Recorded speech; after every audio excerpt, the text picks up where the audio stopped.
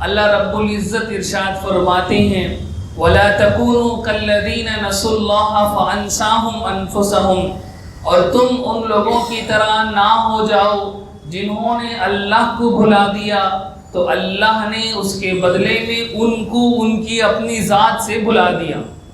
عجیب و غریب قسم کی آیت ہے۔ اور تم ان لوگوں کی طرح نہ بن جاؤ جنہوں نے اللہ کو بھلایا اور اس کی سزا میں اللہ نے ان لوگوں کو خود ان سے بھلا دیا۔ یہ آیت کریمہ کے ضمن میں آج آپ کو ایک فلسفہ دینے لگا ہوں، چند گزارشات آپ کے سامنے رکھنے کی کوشش کر رہا ہوں۔ رب العزت سے دعا ہے کہ رب العزت مجھے سمجھانے کی توفیق نصیب فرمائے۔ بہت عجیب و غریب قسم کی بات یہ ہے کہ اللہ یوں فرماتے ہیں کہ جو اللہ کو بھلا دیتا ہے، جو اللہ کا ذکر نہیں کرتا، حدیث میں آیا جو اللہ کا ذکر نہیں کرتا اس کی مثال مردے کی طرح ہے۔ ذکر کرنے والے اور ذکر نہ کرنے والوں کی مثال میت اور زندہ کی طرح ہے۔ جو اللہ کا ذکر کرتا ہے، اللہ کا ذکر کا یہ مطلب نہیں کہ سبحان اللہ پڑھ رہا ہو، الحمدللہ پڑھ رہا ہو۔ اللہ کے ذکر کا مطلب یہ ہے کہ اللہ کا دھیان اس کے دل میں ہو، اللہ کا استحضار اس کے دل میں ہو۔ اگر وہ نیک اعمال کر رہا ہے تو اس کا مطلب یہ ہے کہ اس کے دل میں اللہ کا استحضار ہے۔ اگر وہ نیک اعمال کرتا ہے، گناہوں کو چھوڑتا ہے، تو اس کا سیدھا سمپل مطلب یہ ہے کہ اس کے دل میں اللہ کا خیال موجود ہے۔ تو اگر کوئی بندہ غافل رہتا ہے، اللہ کی یاد سے غافل رہتا ہے، دیکھیں اللہ اگر ہم سے غافل ہو جائیں تو ہم بھسم ہو جائیں گے، ہم باقی نہیں رہیں گے۔ اللہ اگر ہمیں بھول جائیں، ایک لمحے کے لیے بھول جائیں، ایک سیکنڈ کے لیے بھول جائیں، بلکہ آگے بڑھ کر یوں کہو مائکرو سیکنڈ کے لیے بھی اللہ کی ارادہ، اللہ کا منشا، اللہ کی توجہ ہم میں سے کسی ایک انسان سے بھی ہٹ جاوے، ہم بھسم ہو جائیں گے، ہمارا وجود نہیں رہے گا، ہماری ایگزسٹنس ختم ہو جائے گی۔ بات سمجھ میں آ رہی ہے؟ اس کو یوں سمجھیں کہ ہم سوچتے ہیں چیزوں کو سوچتے ہیں۔ میں آپ سے کہوں کہ آپ تاج محل سوچیں تو آپ جو ہی تاج محل کو سوچیں گے تو آپ کے دماغ میں پورا تاج محل آ جاتا ہے۔ ایسے ہی ہوتا ہے، پورا تاج محل۔ اگر آپ نے تاج محل نہیں دیکھا تو پھر وہ فوٹو آئے گی جو آپ نے تاج محل کی دیکھی ہے۔ اگر آپ نے وہاں وزٹ کر کے تاج محل کو دیکھا ہوگا تو تاج محل کا پورا سٹرکچر آپ کے دماغ میں آ جائے گا۔ اگر میں آپ سے کہوں کہ بس سوچیں تو بس پورے کا پورا بس آپ کے دماغ میں آ جاتا ہے۔ بس کا نچلا حصہ بھی ایک ہی ساتھ ہے، بس کا اوپر والا حصہ بھی آپ ایک ہی ساتھ سوچ رہے ہیں، بس کے سامنے والا آئینہ بھی اور ڈرائیور بیٹھنے والی سیٹ بھی اور سیٹیں بھی، پیچھے والا شیشہ بھی، ساری چیزیں ایک رنگ کے ساتھ آپ کے دماغ میں آ گیا ہے، اور وہ ساری چیزوں کو آپ دیکھ رہے ہیں 360 اینگل پہ۔ ایسے ہی ہوتا ہے، ایسا نہیں کہ ہم تصویر دیکھ رہے ہیں، تصویر ہم دیکھتے ہیں تو صرف ایک طرف دکھتا ہے، 2 ڈائمنشنل تصویر ہوتی ہے۔ آپ ایک ہی چیز کو دیکھتے ہیں تصویر میں، اس کے پیچھے کے حصے کو آپ نہیں دیکھ سکتے، لیکن آپ جب سوچیں گے تو آپ 360 ڈگری چیز کو دیکھ سکتے ہیں، 360 ڈگری چیز کو آپ سوچ سکتے ہیں۔ ایسا ہی ہوتا ہے، آپ نے بس سوچا، میں نے کہا کہ ٹھیک ہے اب آپ فلائٹ سوچئے، تو جو ہی آپ فلائٹ سوچنے لگیں گے وہ بس کی جو صورت، جو شکل آپ کے دماغ میں بنی ہوئی تھی وہ کیا ہو گئی؟ ایک دم سے ختم ہو گئی، ایک دم سے ختم ہو گئی۔ اس کی جگہ میں کیا آ گیا؟ فلائٹ کی تصور آ گیا، فلائٹ کا خیال آ گیا۔ آپ نے سوچا ٹرین، تو پھر وہ اتنا بڑا فلائٹ جو آپ کے دماغ میں اس کا 360 ڈگری اینگل کے ساتھ بنا ہوا تھا ایک دم سے بھسم ہو گیا، ایک دم سے ختم ہو گیا، کولیپس ہو گیا۔ کہاں گیا نہیں پتا، خیال میں آیا تھا، خیال میں چلا گیا، اور اس کی جگہ میں کیا آ گیا؟ ٹرین آ گئی۔ تو میرے بھائیوں، اس طرح ہم سمجھ سکتے ہیں کہ اگر ہماری سوچ، ہمارے دماغ میں جو بس تھی اس سے ایک سیکنڈ کے لیے بھی ہٹی تو وہ بس بالکل فنا ہو گیا، اور جو ہی وہ فلائٹ سے ٹرین کی طرف ہٹی تو میرے دماغ میں جو فلائٹ کی جو تصویر تھی وہ بالکل ختم ہو کر فنا ہو گئی۔ تو یوں سمجھ سکتے ہیں کہ ہمارا جو وجود ہے، ہماری جو ایگزسٹنس ہے، اس دنیا کی جو ایگزسٹنس ہے، اتنی بڑی دنیا، اتنے بڑے آسمان، زمین اور اتنا بڑا سمندر جس کو دیکھنے پر وہ دل دہکنے لگتا ہے کہ اتنا بڑا سمندر ہے اور اتنی بڑی زمین ہے، اس میں اگنے والے اتنے زیادہ درخت ہیں اور اس میں رہنے والے اتنے کروڑ قسم کے جانور ہیں اور ہوائیں ہیں، عجیب و غریب قسم کی ہوائیں ہیں، انسان کا دل دہکنے لگتا ہے۔ ابھی طوفان آیا، صرف آوازیں گھر کے اندر ہم نے سنی، دل دہکنا شروع ہو گیا۔ بجلی کے کڑکے جب کڑکتے ہیں، اندر سے، دل کے اندر سے ایک طرح کی ہیبت انسان کے اندر پیدا ہو جاتی ہے۔ اتنی بڑی کائنات، یہ سب کچھ اللہ نے پیدا کیا ہے، اور یہ کائنات صرف اللہ پیدا کر کے چھوڑ نہیں دیا، اس کائنات کے لیے اللہ کا خیال، اللہ کی توجہ اسی طرح ایک ایک لمحے کے لیے ضروری ہے جیسے میرے دماغ میں جو بس بنی ہوئی تھی اس کے لیے ایک ایک لمحے کے لیے میرا سوچنا ضروری ہے۔ میں سوچنا جو ہی بند کروں گا، میرے دماغ میں جو بس بنی ہوئی تھی وہ ایک دم سے کولیپس کر جائے گی، ختم ہو جائے گی۔ اسی طرح اللہ کی توجہ اس کائنات میں رہنے والے ایک انسان سے، ذرے سے ضروری ہے۔ اگر اللہ کی توجہ ایک لمحے کے لیے بھی ہٹ جاوے، ہم زندہ نہیں رہیں گے۔ زندہ ہماری میت بھی نہیں رہے گی، میت کے ہونے کے لیے بھی اللہ کی توجہ کی ضرورت ہے۔ سبحان اللہ، یہ اللہ کی شہنشاہیت ہے، یہ اللہ کی بڑائی ہے۔ اللہ کی مثال، اللہ نے اس انسان دنیا کو جو پیدا کیا اس کی مثال ایسی نہیں جیسے گھڑی بنانے والا گھڑی بنا دیتا ہے۔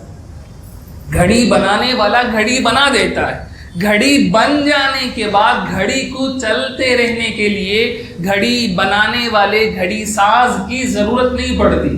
ایک مرتبہ اس نے بنا دیا اور اس میں سیل ڈال دیا، اب وہ چلتے رہے گی، بنانے والے کی ضرورت نہیں ہے اسے۔ ہر وقت چلنے کے لیے بنانے والے کی ضرورت نہیں ہے۔ اس دنیا کی مثال، میرے اور آپ کی مثال اس طرح نہیں ہے۔ میرے اور آپ کی مثال اس طرح نہیں ہے کہ اللہ نے ایک مرتبہ ہمیں بنا دیا، فکس کر دیا اور اندر روح پھونک دی اور دنیا میں بھیج دیا، ہم خود جی رہے ہیں، ہم خود جی رہے ہیں۔ یہ دنیا خود بخود چل رہی ہے، یہ وقت پر سورج خود بخود نکلتا ہے، کشش ثقل سے، گریویٹی فورس سے سورج نکل رہا ہے، چاند نکل رہا ہے، زمین گھوم رہی ہے۔ اس طرح دنیا نہیں چل رہی ہے۔ کشش ثقل ہم مانتے ہیں، ٹھیک ہے، یہ گریویٹی فورس سے ہی یہ سورج گھومتا ہے، لیکن سوال یہ ہے کہ یہ فورس آ کہاں سے رہا ہے؟ یہ فورس جنریٹ کہاں سے ہو رہا ہے؟ یہ فورس کیوں پیدا ہو رہا ہے؟ دنیا کی ساری تحقیقات کیا پر آ کر رک جاتی ہے؟ واٹ از پر آ کر رک جاتی ہے۔ وائی کا آنسر کسی کے پاس نہیں ہے، کسی کے پاس نہیں ہے۔ یہ جراثیم میرے بدن میں داخل ہوگا تو مجھے یہ بیماری آئے گی، اوکے، میں نے ایکسپلور کر لیا ہے کہ یہ بیماری کا ایکچوئل ریزن کیا ہے، واٹ از، میں نے پہچان لیا کہ یہ بیکٹیریا ہے، یہ بیکٹیریا یا یہ فنگس میرے اوپر اٹیک کرے گا تو مجھے یہ بیماری لاحق ہوگی، یہ جانور کو یہ بیماری ہوگی، یہ درخت پر یہ فنگس اٹیک کرے گا تو اس پر یہ بیماری آئے گی۔ لیکن کوسچن یہ ہے کہ ایسا ہوتا کیوں ہے؟ اس کا کوئی سیلیوشن اس پوری کائنات کے اندر موجود نہیں ہے۔ اس کا سیلیوشن اس پوری سائنس اور ٹیکنالوجی کے پاس موجود نہیں ہے۔ چنبک آپ نے دیکھا ہوگا جسے میگنیٹ کہتے ہیں، اردو میں اسے مقناطیس کہتے ہیں۔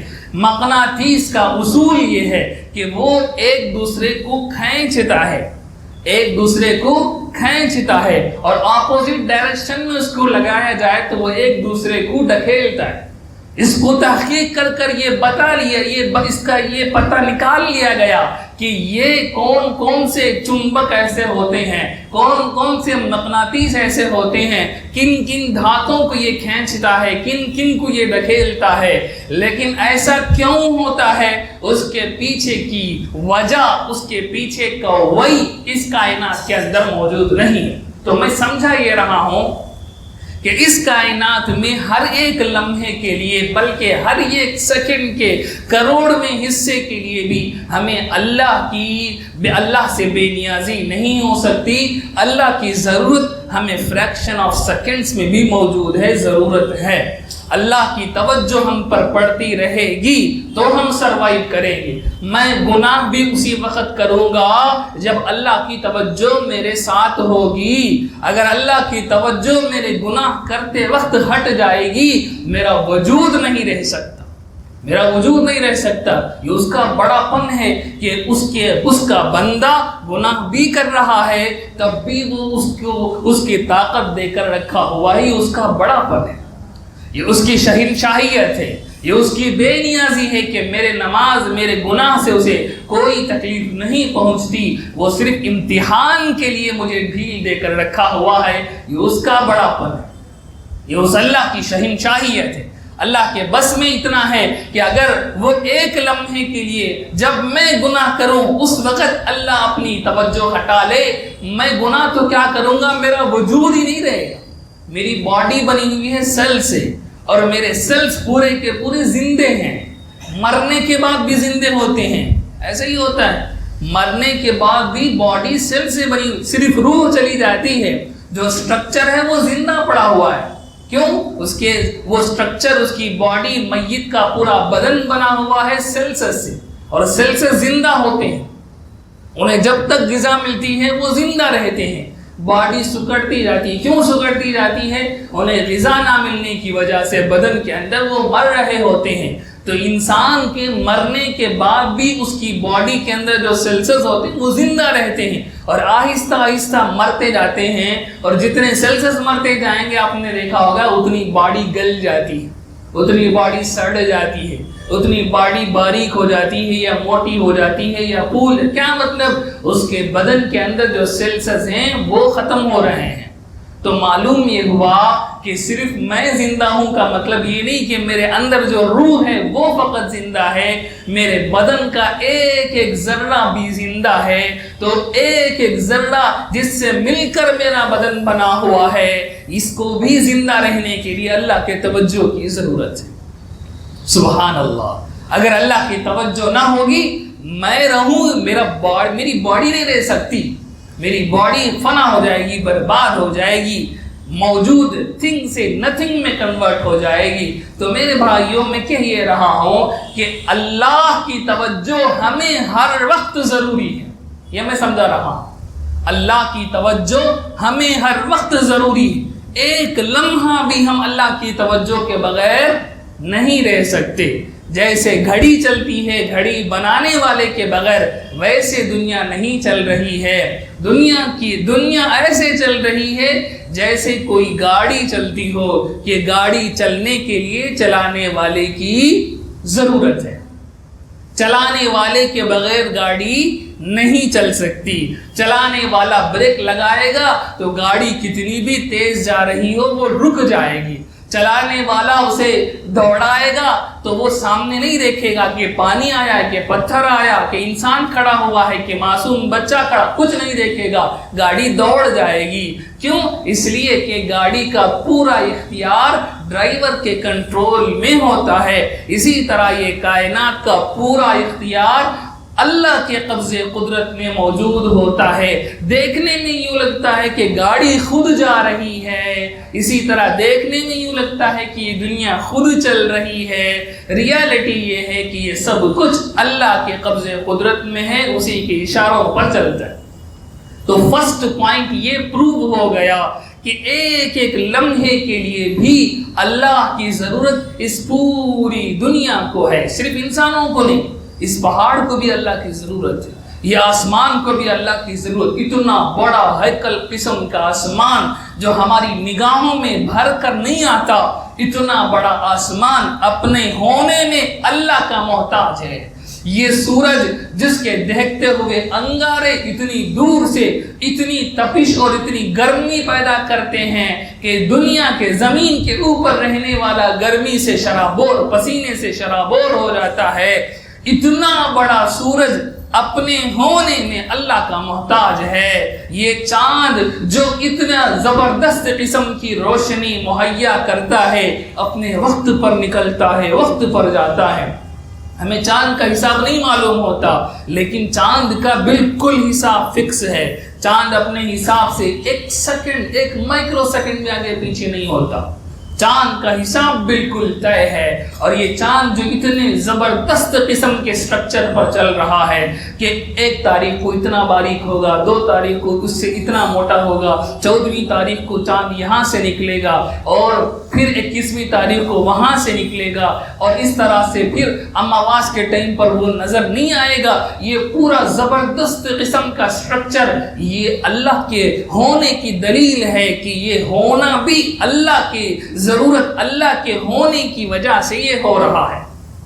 تو یہ بات طے ہے کہ اللہ کو، اس پوری دنیا کو اللہ کی ضرورت ہے، ایک ایک لمحے کے لیے بھی۔ اب آیت کریمہ سنیے، اللہ فرماتے ہیں وَلَا تَكُونُوا كَالَّذِينَ نَسُوا اللَّهَ، تم ایسے نہ بن جاؤ جیسے تم ان لوگوں کی طرح نہ بن جاؤ جنہوں نے اللہ کو بھلا دیا، جنہوں نے اللہ کو بھلا دیا۔ اللہ تو کسی کو نہیں بھلا رہے، اللہ تو کسی کو نہیں بھلا رہے۔ میں نے اتنی ساری تفصیل اسی لیے دی ہے کہ ایک لمحے کے لیے بھی اللہ کسی کو نہیں بھلا رہے۔ جو اس دنیا میں پرلے درجے کا کافر ہے، اللہ کو گالی دینے والا ہے، اس کا بڑا پن ہے، اس کی بادشاہی ہے کہ وہ اسے بھی زندہ رکھا ہوا، وہ اسے بھی زندہ رکھا ہوا ہے۔ جو ہزاروں معصوموں کو مار کر گرا رہا ہے، اللہ کا بڑا پن یہ ہے کہ اللہ اسے بھی زندہ رکھا ہوا ہے، اس کے ہونے کے لیے بھی اللہ کی توجہ کی ضرورت ہے۔ تو اللہ تو سب پر توجہ دے رہا ہے۔ آگے اللہ فرماتے ہیں تم ایسے نہ بن جاؤ جنہوں نے اللہ کی پوری توجہ تو حاصل کر لی لیکن خود اللہ کو بھلا بیٹھے، خود اللہ کو بھلا بیٹھے۔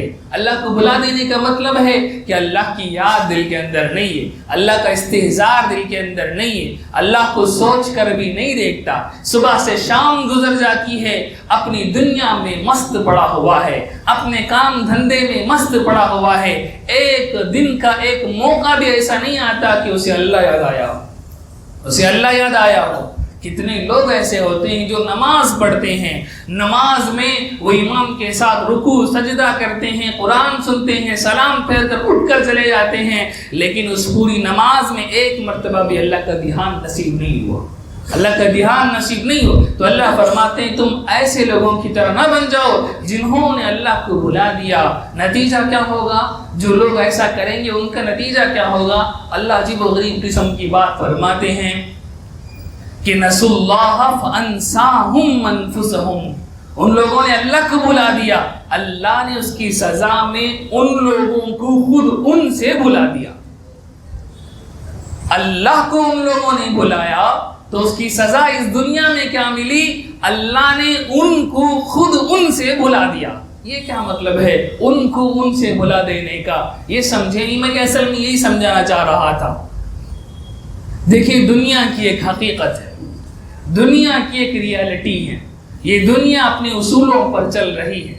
انسان اس دنیا میں سب سے اشرف بنا کر بھیجا گیا ہے۔ اشرف کہتے ہیں جسے سب سے زیادہ عزت دی گئی ہے۔